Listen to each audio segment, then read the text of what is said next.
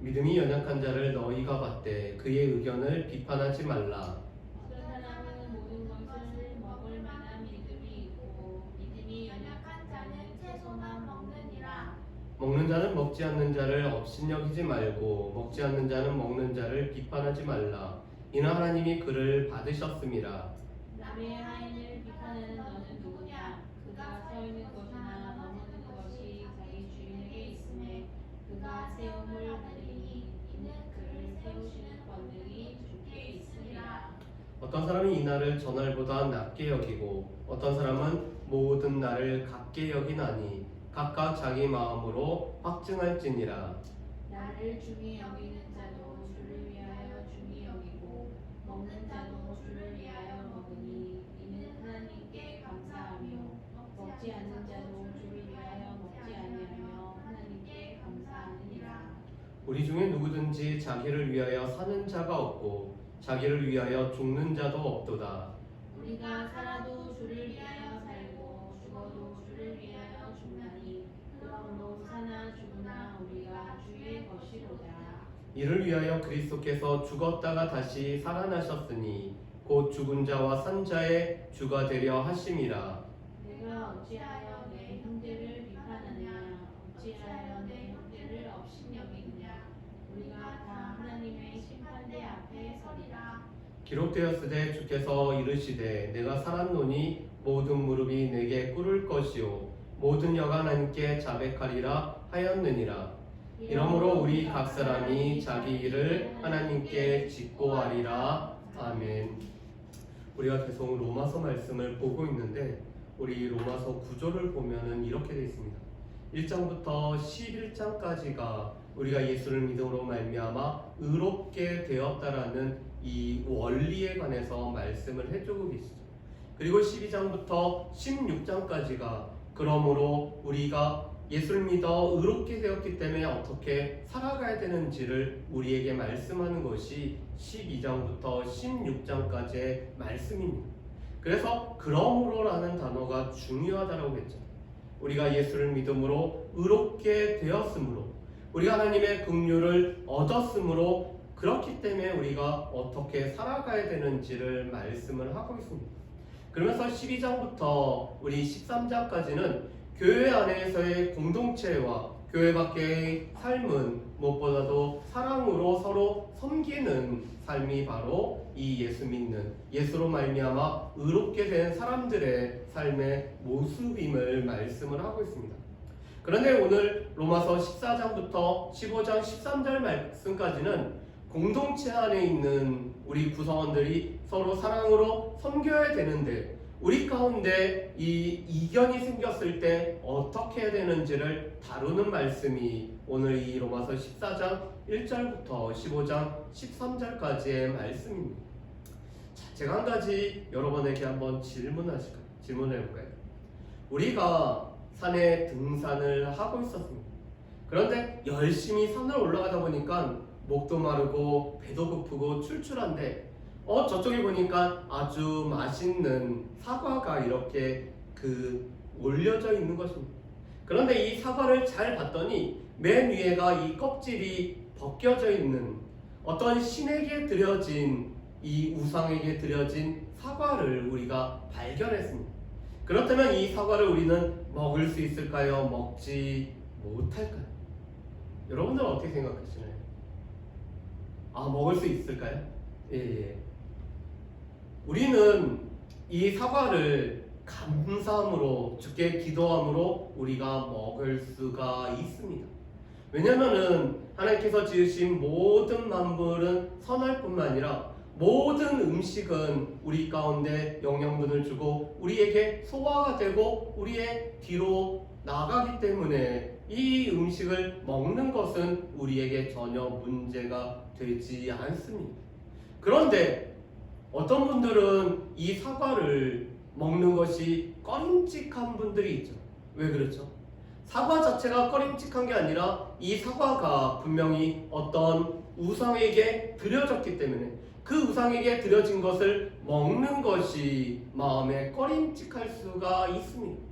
그런데 나는 먹을 수 있는데 내 옆에 서 있는 형제가 이 먹는 것을 갖고 꺼림칙하게 여긴다면은 우리는 이 사과를 먹지 않을 수가 있습니다.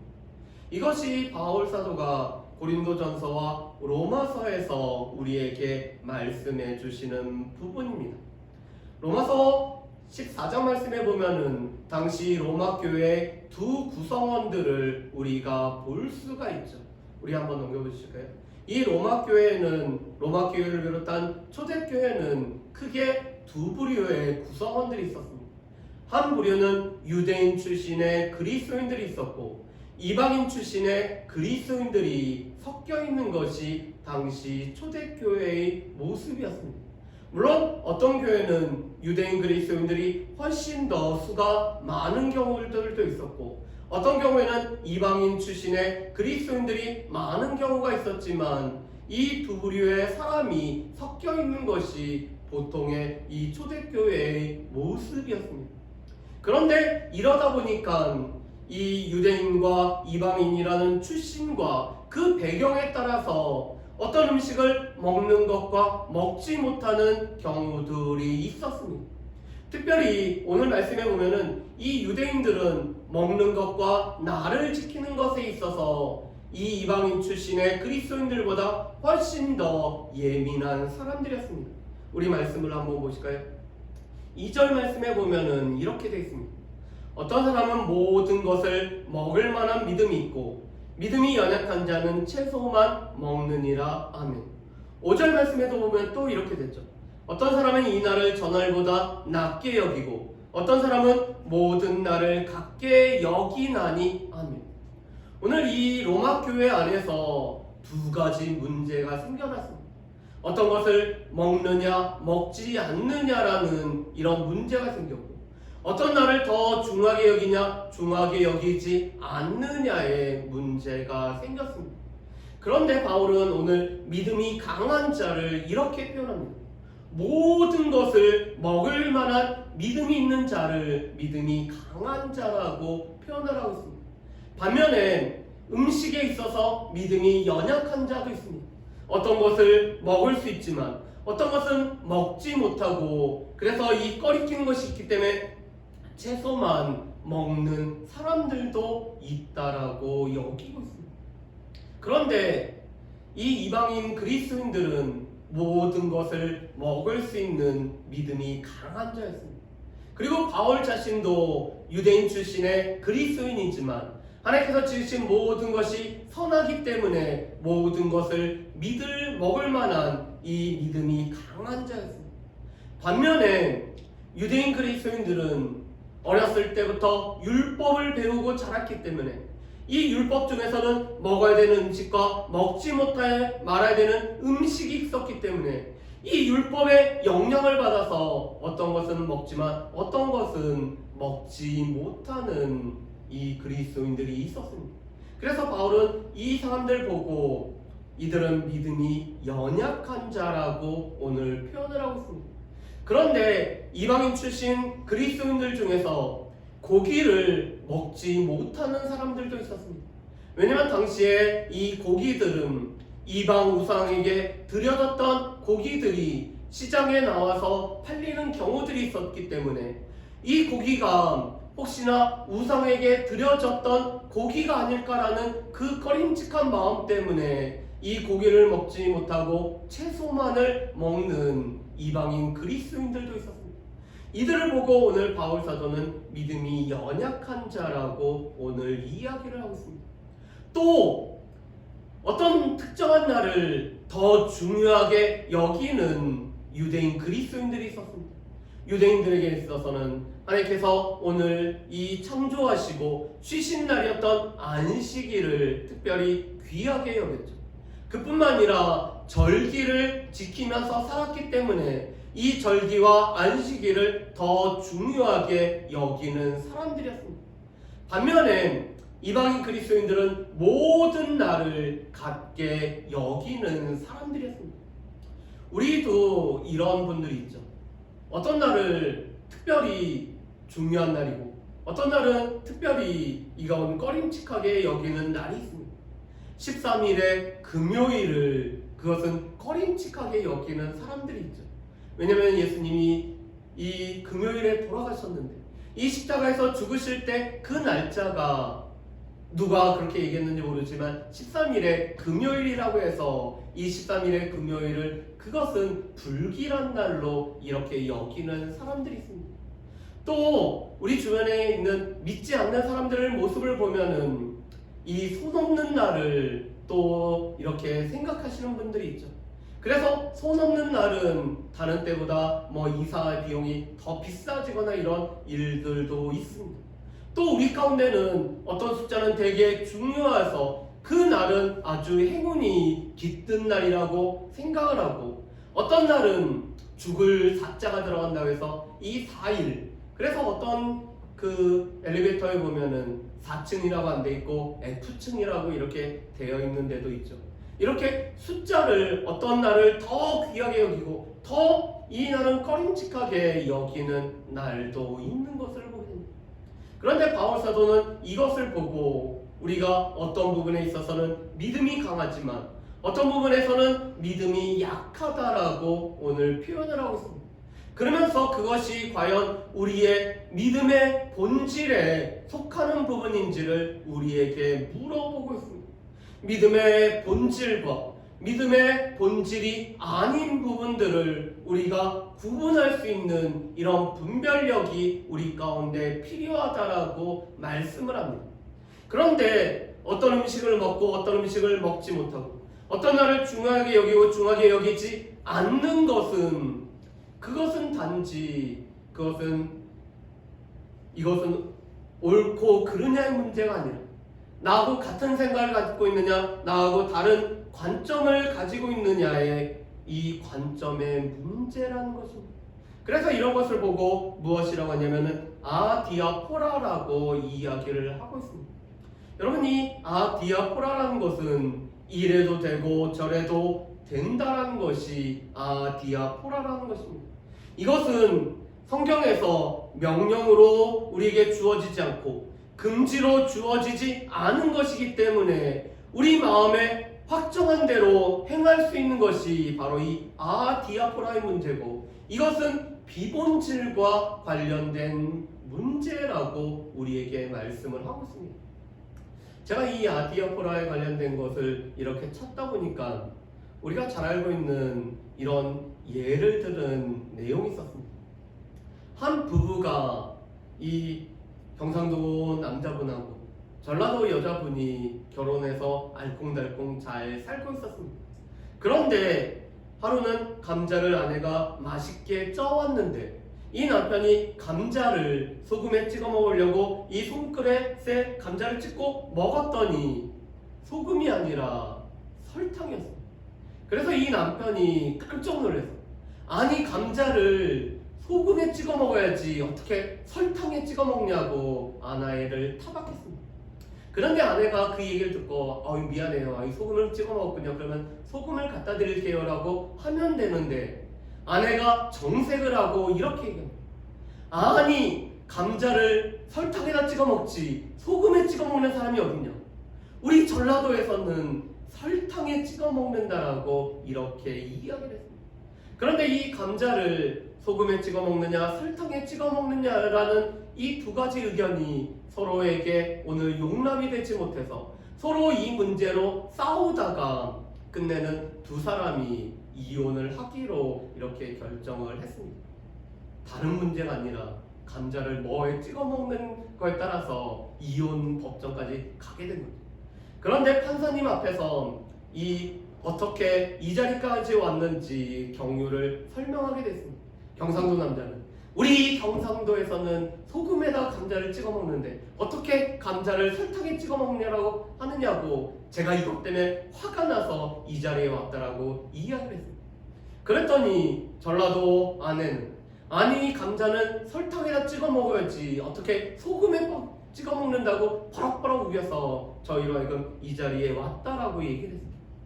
그랬더니 두 사람의 의견을 자세히 들었던 이 판사님이 이렇게 얘기합니다. 감자는요 초고추장에다 찍어 먹어야지 우리 강원도에서는 초고추장에 찍어 먹더래요 라고 이렇게 얘기를 했다고 합니다. 부분이 실은 로마서 이 14장 말씀하고 너무나 똑같습니다. 감자를 설탕에 찍어 먹든 소금에 찍어 먹든 초고추장에 찍어 먹든 이것은 우리의 신앙의 본질과 상관없기 때문에 이것은 이렇게 해도 되고 저렇게 해도 되는 부분입니다. 오늘 어떤 음식을 먹고 먹지 않고 어떤 날을 중요하게 여기고 중하게 여기지 않는 것은 우리의 구원과 하등 관계가 없기 때문에 이것은 본질이 아니라 비본질에 속한 거기 때문에 이것은 이렇게도 할 수 있고 저렇게도 할 수 있는 부분의 문제입니다. 그래서 바울 사도는 우리에게 이렇게 얘기합니다. 우리가 비판하지 말고 우리가 그 의견을 받아들일 것을 말씀을 합니다. 믿음이 연약한 형제는 이 어떤 음식을 먹지 못하고 나를 중하게 여기는데 그 의견을 비판하지 말고 받아들일 것을 우리에게 말씀을 합니다. 왜냐하면 그것은 본질에 해당되는 것이 아니기 때문에 이 본질에 해당되지 않고 비본질에 해당되는 것은 그것은 비판하지 말고 받아들일 것을 우리에게 권하고 있죠. 그러면서 오늘 그 형제를 받으시고 그 형제를 세우신 분이 누군지를 우리에게 말씀을 합니다. 우리 3절 하반절과 4절 말씀 보면 이렇게 됐죠. 3절 하반절 말씀 보면 이렇게 됐습니다. 이는 하나님이 그를 받으셨습니다. 그 사람을 하나님께서 받으셨기 때문에 또 4절 말씀에 보면은 이는 그를 세우시는 권능이 주께 있음이라라고 말씀을 합니다. 나와 다른 의견을 가지고 나와 다른 견해를 가지고 있더라도 그 사람을 받으시고 그 사람을 세우신 분이 바로 하나님이시고 주님이시기 때문에 그 사람의 의견을 우리가 비판하지 말고 우리가 받아들일 것을 말씀을 합니다. 그리고 성경에서 우리 가운데 어떤 명확한 말씀을 하지 않는 것은 우리 가운데 이렇게 하라 이렇게 하지 말라라고 하는 것은 우리가 잘 판단해서 우리의 주어진 이성을 통해서 우리가 답을 찾을 수가 있다라고 말씀을 하고 있습니다. 그래서 5절 하반절 말씀에 이렇게 말씀하죠. 각각 자기 마음으로 확정할지니. 이런 부분에 있어서는 우리가 먹을 수도 있고 먹지 않을 수도 있기 때문에 이것은 각자 오늘 마음에 확정해서 나는 먹는 것으로 마음을 확정해도 나는 먹지 않는 것으로 마음을 확정해도 된다라는 것입니다. 그러면서 바울 사도는 우리의 삶의 중요한 신앙의 원리에 관해서 14장에서 15장 13절에 걸쳐서 우리에게 말씀을 해주고 있습니다. 첫 번째로는 우리가 무언가를 하고 무언가를 하지 않을 때 우리는 이것이 주를 위하여 하는 것인가? 이것이 주의 영광을 드러내는 것인가? 예수님이라면 어떻게 하실 건지를 우리가 물어보는 것이 필요하다라고 말씀을 합니다. 그래서 6절에 바울 사도가 이렇게 얘기하죠. 나를 중이는 여기는 자도 주를 위하여 중히 여기고 먹는 자도 주를 위하여 먹으니 이는 하나님께 감사함이 먹지 않는 자도 주를 위하여 먹지 아니하며 하나님 앞에 감사하느니라 라고 말씀을 합니다. 오늘 자기 마음에 확정하는 가운데 어떤 것을 먹고 나를 중요하게 여길 수 있는데 그것이 주를 위하여 먹고 주를 위하여 나를 중요하게 여긴다라면은 그것은 감사함이라고 말씀합니다. 또 먹지 않는 자도 주를 위하여 먹지 않는다라면은 그것은 감사함이기 때문에 우리가 어떤 행동을 하고 우리가 신앙생활을 어떻게 할 때 과연 우리의 이 행동이 우리의 이 모습이 하나님 앞에 영광이 되고 이것이 주를 위하여 하는 것인지를 우리가 살펴보라고 말씀을 하고 있습니다. 그리고 하나님께서 기뻐하지 않으실까? 하나님께 영광이 되지 않을까? 예수님이시라면 하지 않으실 거라는 것은 우리가 하지 말면 된다라고 말씀합니다. 그런데 예수님이라면 반드시 하실 것 같으면은 우리가 해도 된다라는 거죠. 그래서 우리는 자기를 위하여 또한 자기를 위해 죽고 사는 자가 아니라 우리는 주의 것이기 때문에 주를 위하여 살고 주를 위하여 죽는 자인 것을 말씀합니다. 두 번째로는 다른 사람의 덕을 세우고 다른 사람의 유익을 구하여 살아가는 것이 우리의 신앙과 우리의 삶의 두 번째 원리인 것을 말씀을 하고 있습니다.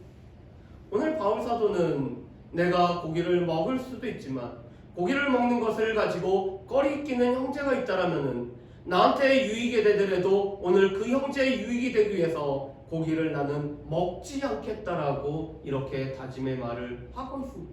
내가 어떤 고기를 먹는 것이 형제로 하여금 자꾸 꺼리낌이 되고, 내가 음식을 먹지 않는 것이 형제에게 꺼리끼는 것이 되고, 내가 음식을 먹는 것이 형제에게 꺼리끼는 것이 되고, 내가 나를 중히 여기는 것이 형제에게 거리낌이 되고, 내가 나를 중요하게 여기지 않는 것이 형제에게 거리낌이 된다라면은 그것을 안 하겠다는 것입니다.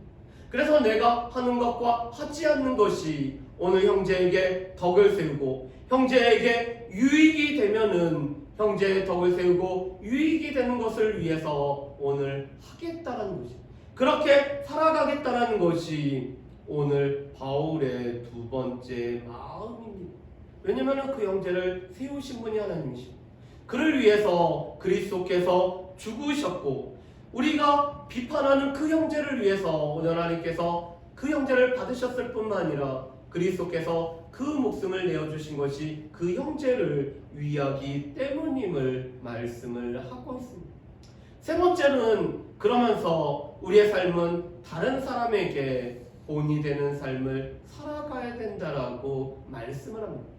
바울 사도는 이 편지들을 보내면서 오늘 편지를 받는 수신인들에게 나를 본받으라라고 말씀합니다.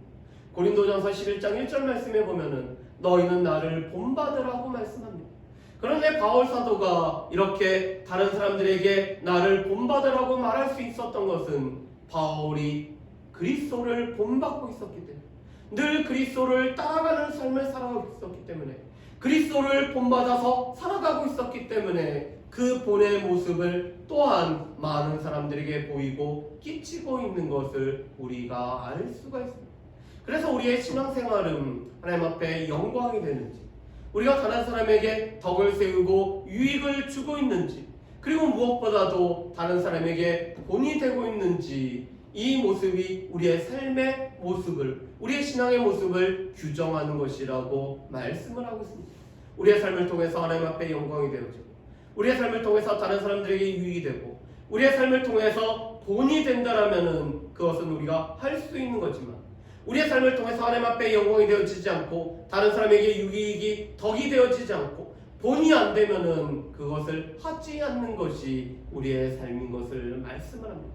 그리고 우리가 다른 형제를 비판하지 말고 받아들여야 되는 이유는 우리가 하나님 앞에 설 때가, 하나님의 심판대에 설 날이 우리 가운데 가깝기 때문에 그렇습니다. 우리 11절과 12절 말씀을 우리 같이 한번 읽어보실까요? 같이 읽겠습니다. 기록되었으되 주께서 이르시되 내가 살았노니 모든 무릎이 내게 꿇을 것이요 모든 혀가 하나님께 자백하리라 하였느니라. 이러므로 우리 각 사람이 자기 일을 하나님께 직고하리라. 아멘. 우리 하나님 앞에 우리의 일을 하나님 앞에 다 말하는 일들이 있을 것을 말씀합니다.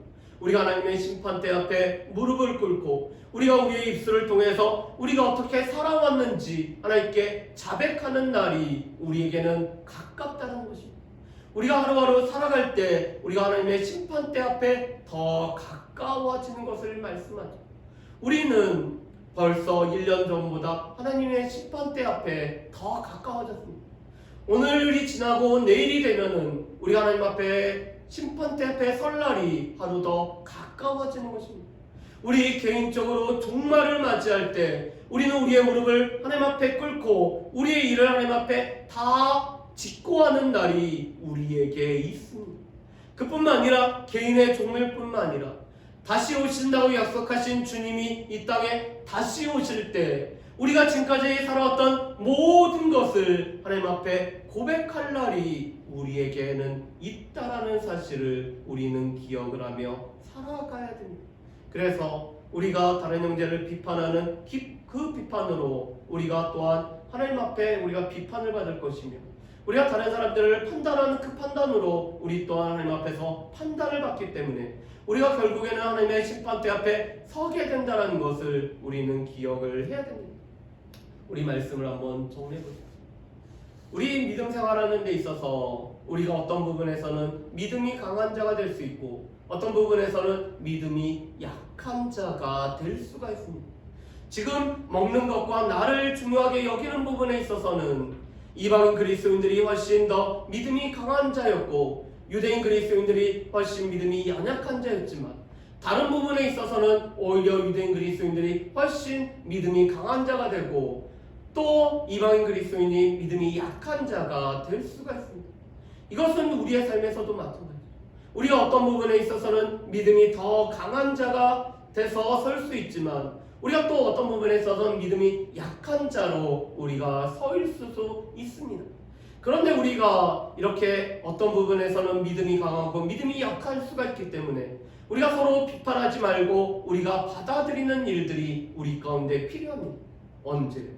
그것이 비본질적인 것에 관련될 때, 우리가 우리의 구원과 관련된 본질적인 것에 있어서는 우리가 절대 양보를 할 수가 없는 거죠.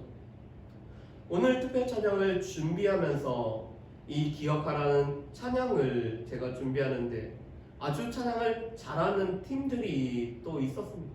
그런데 그곳에서 어떤 거는 제가 이거는 틀어서는 안 되겠다라고 하는 게 있었습니다. 왜냐면은 그것은 하나님의 구원 역사를 부정하는 이 구원파를 위한 집회에서 불려졌던 이 찬양이었기 때문에 이것을 보면은 누구누구 목사 기념이라는 이 플래카드를 보면서 그것이 마음에 부담이 될 것 같아서 그거는 해서는 안 되겠다라는 이런 생각을 가졌습니다. 우리의 구원에 있어서 우리가 양보할 수 없는 구원에 있어서는 이것은 본질에 속하는 부분이기 때문에 이것은 결코 타협할 수도 없고 이것은 양보할 수도 없고 이것은 우리가 끝내는 우리가 싸워서 이겨야 될 부분입니다. 예수 그리스도께서 사람으로 오시고 동력녀를 통해서 오시고 삼위일체 하나님께서 일하심에 관해서 부정하는 이 모든 것은 본질에 속한 부분이기 때문에 우리의 구원과 직결되는 부분이기 때문에 우리 가운데 타협이 있을 수는 없죠. 그런데 그 외의 부분에 있어서는 오늘 교회에 장의자를 설치하거나 개인 의자를 설치하거나 이 또 다른 부분을 음악을 어떤 것을 하거나 어떤 것을 하지 않거나 이 부분은 실은 비본질에 속하는 부분이기 때문에 이것은 이렇게 해도 되고 저렇게 해도 되기 때문에 비판하지 말고 받아들이는 것들이 우리에게 필요합니다. 그러면서 바울 사도가 우리의 신앙과 삶에 있어서 세 가지 원칙을 우리 가운데 제시해 주셨는데 우리 가운데 주의 영광이 되는지 우리가 다른 사람에게 유익이 되고 덕을 세우는지 그리고 무엇보다도 본이 되는지에 따라서 우리가 할 수 있고 할 수 없음을 우리가 기억하면서 우리 가운데는 하나님의 영광이 될 뿐만 아니라 무엇보다도 우리 가운데는 다른 사람의 유익이 되고 덕을 세우고 하나님 나라가 화평과 의와 희락이라는 것을 우리가 의견을 받아들여서 화평과 의와 희락을 이루는 것들이 더 중요하다는 것을 우리가 기억하며 본이 되는 삶을 살아가야 됨을 우리에게 말씀을 하고 있습니다. 그리고 마지막으로 우리는 하나님의 심판대 앞에 서게 될 것이기 때문에 우리가 끝내는 하나님의 심판대 앞에 서게 됐기 때문에 우리가 우리의 일을 다 직고하고 우리의 모든 것을 심판하시는 하나님이 계시다는 것을 우리가 기억하면서 살아갈 수 있는 저 여러분들 되시기를 주의 이름으로 축복합니다. 우리 이 시간에